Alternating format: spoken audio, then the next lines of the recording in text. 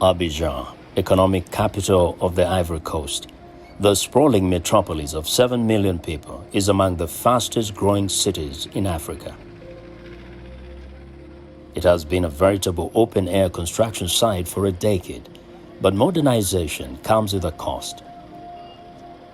Every day, Abidjan's closed-in working-class neighborhoods are being bulldozed to make way for new infrastructure, new business, new money.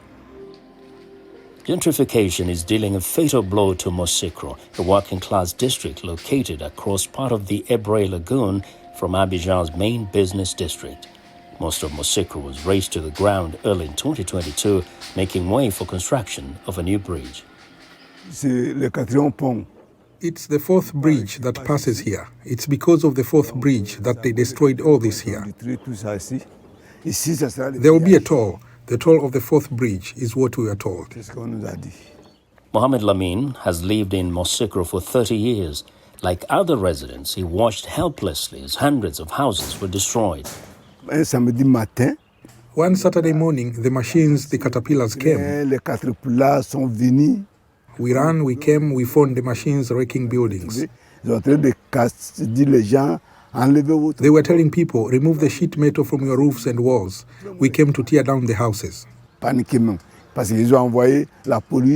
Everyone panicked because they sent the police to secure things. Maybe they thought the young people were going to cause problems. No, we didn't talk to them, nothing. So they didn't hit anyone. They only tore down the houses and left. Authorities have identified more than 13,000 households that are directly affected by this bridge's construction.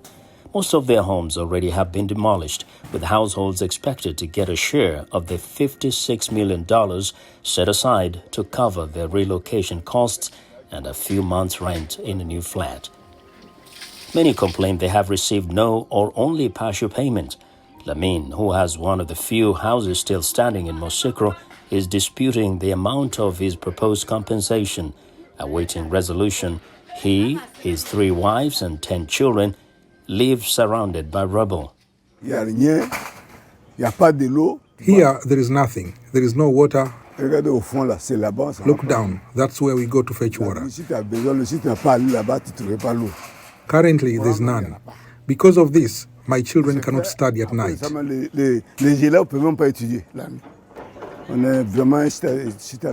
We are in a really difficult situation. Difficult. We hardly can eat, sleep, or wash. Authorities did not respond to VOA's interview request to address such complaints. A few kilometers away is Abobo, a northern suburb of Abidjan, and with 1 million people, one of its most densely populated. Abobo also faces a complete transformation. The first line of the Abidjan Metro, an elevated rapid transit system, is scheduled to open in 2026. In the metro rail's path in Abobo Ado lies a massive auto salvage yard. More than 20,000 people work here, coming from near and far to buy car parts, repair vehicles, and sell other merchandise, including food and drink. Preparing for demolition, authorities in December 2021 ordered the closing of all retail operations at the salvage yard. Workers were ordered to pack up and move to a new site 15 kilometers farther north. Ibrahim Koni, an official with the National Union of Scrap Metal Craftsmen, says that the move comes too soon and that the new site is too small and too remote. All we ask is that the business remain open until the new site is fully ready for us. But if the stores are closed, how are we going to go there? We don't work here. We don't work there. And these are people who live from day to day. 90% of the people here live hand to mouth. Some people come here, earn a little to send mobile money to wives as they prepare children for school. But if people are deprived of this activity for 3 months, how do you do it? You have to pay for housing. You don't have monthly income. You have to pay for school, to eat, even to pee. You have to pay money. Some workers already have shifted to the new site in Ndotre on the outskirts of Abidjan. Trade unionist Connie says the forced exile far from the city center will greatly damage grape dealers' livelihoods. Ça serait énorme parce que la majorité de nos clients. The difficulty would be enormous because for most of our customers, this side of Anador is more accessible than Ndotre. For our customers, we have to leave their places to come to Ndotre. The distance is enormous. It will kill business activity. Bridges, metros, urban highways, such major infrastructure projects are multiplying in Abidjan and the rest of Ivory Coast, as are evictions. Not a week goes by without people being expelled, sometimes without advance notice. To protect vulnerable people from ending up on the streets, Secours Silla created Colombe Ivoire, a non-profit organization that advises them of their legal rights. Each day, the 39-year-old Ivorian and his team crisscross neighborhoods scheduled for demolition. This neighborhood in western Abidjan will disappear as part of a road development project. Silla's goal and that of his collaborators remind people of their fundamental rights and defend them against governments and real estate developers in cases of abusive evictions, as happens too often. For some time, people have been tested by abusive evictions. That is to say, they have been manhandled. At 4 in the morning, the national police and the gendarmerie arrive and they tell people to leave their homes. So for us NGOs, it is important to come quickly to identify these people. To have a database so that in case of threatened eviction, the government can respect its commitments vis-à-vis the population. Our role is to anticipate and then to call on public authorities and decision makers to take populations into account before they are forced out. Here in Songon, a commune on the western outskirts of Abidjan, public authorities have built thousands of houses to accommodate relocated families. Some of the houses are still under construction. Silla and his team visit to check in with residents such as Jacques-Kevin Voli-Tabi, the eldest son in a family new to Songon. Voli-Tabi and his family have been living for a month in this house, completed shortly before their arrival. Already, the young man has discovered construction flaws, many of them. Here, there is a crack in the wall. There, the floor is in bad shape. It is broken. And regarding the faucet, the water does not flow.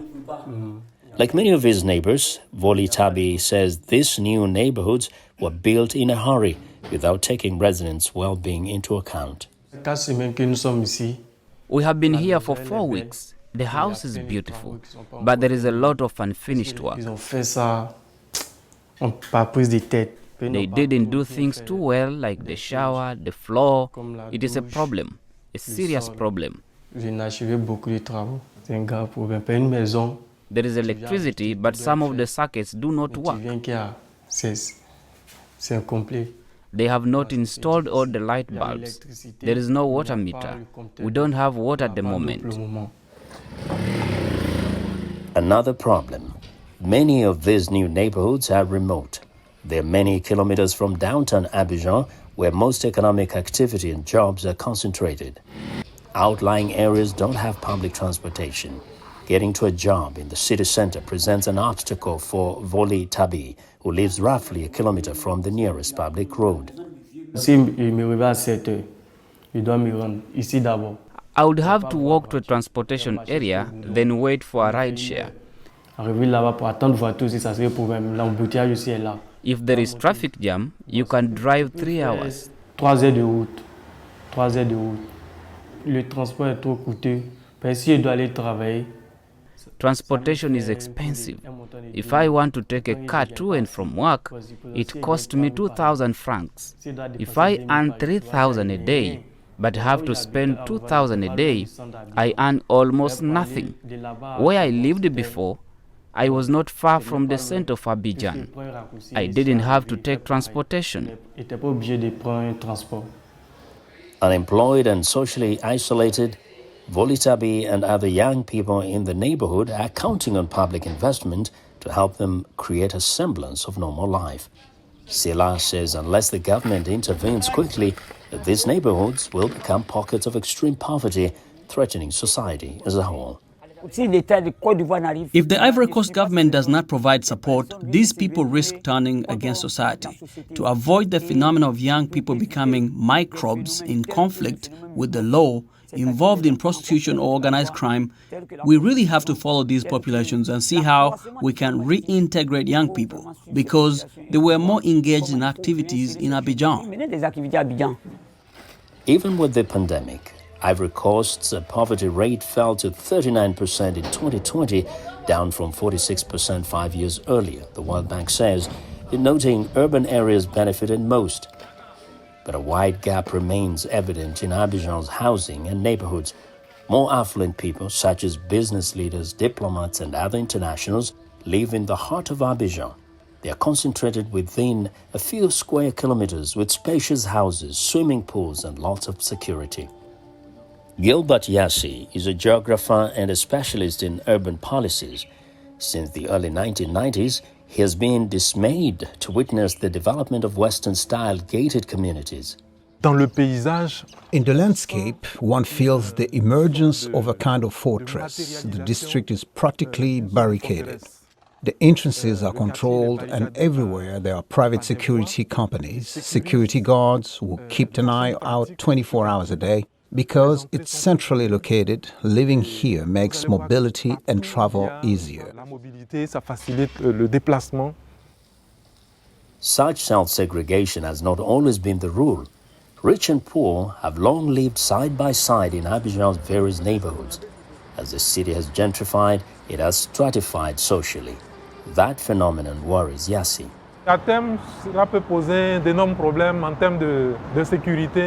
In the long run, this can pose problems in terms of security, social cohesion, even in terms of the political future of the country.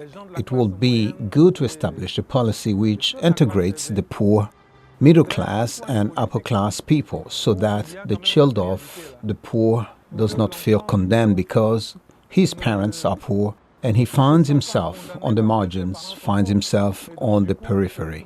I think that's not a good thing.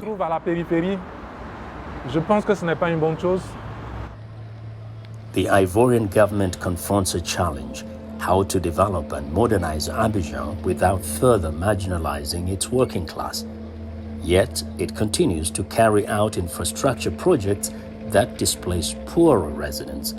At this pace, 1 in 7 Abidjan residents, nearly 1 million people, could be evicted by 2025.